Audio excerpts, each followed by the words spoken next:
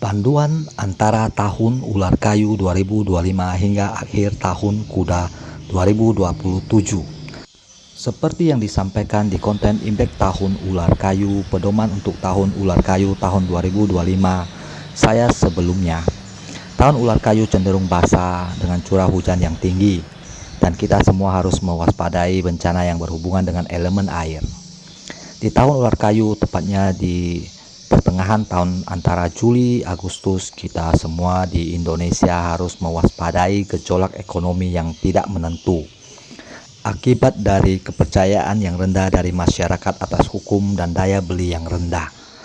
Saran terbaik adalah untuk lebih inovatif dan bekerja keras di pertengahan tahun ular kayu ini. Alokasikan dana lebih Anda di investasi emas itu merupakan pilihan yang bijak.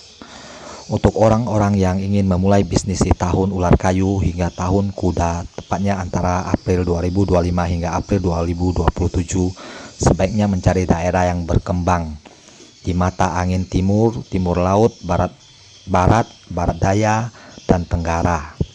Usaha yang berhubungan dengan pertanian, perkebunan, peternakan, jasa, dan industri kreatif merupakan pilihan yang aman. Di pertengahan tahun 2026 kita semua harus lebih optimis karena ekonomi akan membaik, terutama untuk orang-orang yang sudah mampu mengembangkan usahanya mengikuti perkembangan digitalisasi sistem manajemen keuangan dan pemasaran.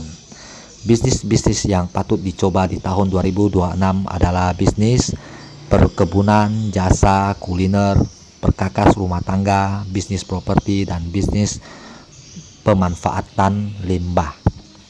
Di tahun 2026 kita semua harus banyak melakukan vegetarian dan puasa muti untuk menjauhkan energi negatif yang dapat mengganggu kesehatan kita. Bagi mereka yang baru membangun rumah, disarankan menanam tanaman pengusir energi negatif di depan rumah untuk menjauhkan hal-hal buruk di rumah Anda. Tanaman pengusir energi negatif ada di konten saya sebelumnya, dan linknya akan saya cantumkan di deskripsi video ini. Untuk anak perempuan yang lahir di tahun 2025 hingga 2027, beberapa nama Mandarin yang baik adalah Jia Lian, Xin Hong, Lian Lian, Mei Mei, dan Jia Mei.